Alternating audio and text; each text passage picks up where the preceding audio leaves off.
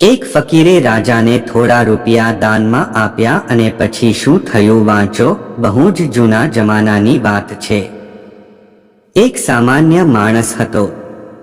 બહુ ધનવાન પણ નહીં અને સાવ ગરીબ પણ નહીં. એ દાન ધર્મમાં ખૂબ જ માનતો હતો. એ કમાય એનો 20% હિસ્સો એ દાનમાં આપી દેતો હતો. પોતાને સુખસગવડોનો બહુ મોહ નહોતો. એક દિવસ એ કેટલાક ગરીબોને રૂપિયા દાનમાં આપી રહ્યો હતો.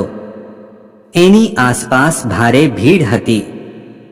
લોકો એક રૂપિયા માટે એની સામે હાથ લંબાવી રહ્યા હતા. એ માણસે બધાને એક તરફ ઊભા રાખી દીધા અને દાન આપવા માંડ્યો. એક પછી એક વ્યક્તિને એ દાન આપી રહ્યો હતો. ત્યાંથી એ નગરનો રાજા પસાર થયો.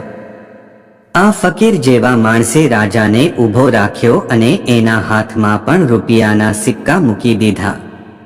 રાજાને ગુસ્સો પણ ચડ્યો અને આશ્ચર્ય પણ થયું. રાજાએ ફકીરને ઊભો રાખ્યો અને પૂછ્યું, ભાઈ, તને ખબર છે હું કોણ છું? ફકીરે કહ્યું, હા, તમે આ નગરના રાજા છો.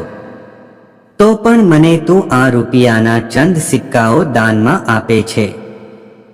તને ખબર છે મારી સંપત્તિ કેટલી છે? મારી પાસે આવા સોનાના સિક્કાઓના ઓરડા ભર્યા છે. હું આ નગરનો જ નહીં પણ આસપાસના તમામ નગરનો ધનવાનમાં ધનવાન વ્યક્તિ છું. આ રીતે મને આ રૂપિયાઓ આપીને તે જાણી જાણીને મારું અપમાન કર્યું હોય એવું લાગે છે. આ માટે તને સજા કરવી પડશે.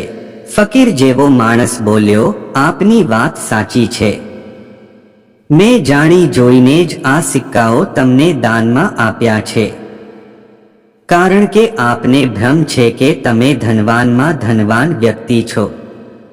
તમે ધનવાન નથી રાજન.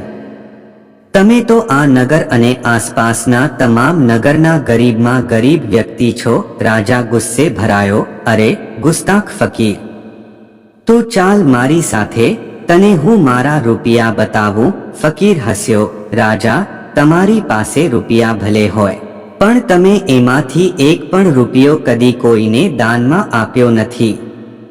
તમારી પાસે ભલે ગમે તેટલું ધન હોય પણ તમે હજુ તૃપ્ત થયા નથી એટલે તમે ગરીબ જ કહેવા.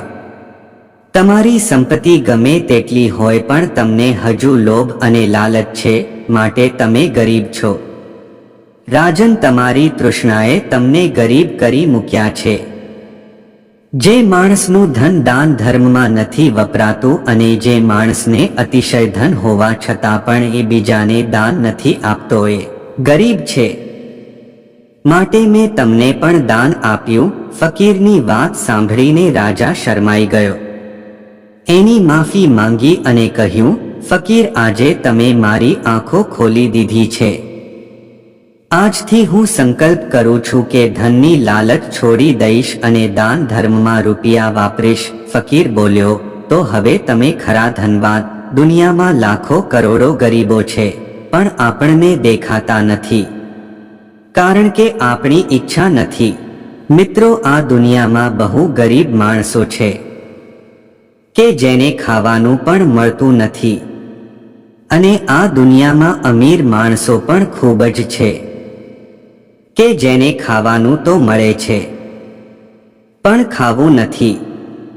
તો મિત્રો, મારું તો એવું માનવું છે કે આપણને ભગવાને આપ્યું છે તો તેમાંથી 20% દાન આપણે કરવું જોઈએ.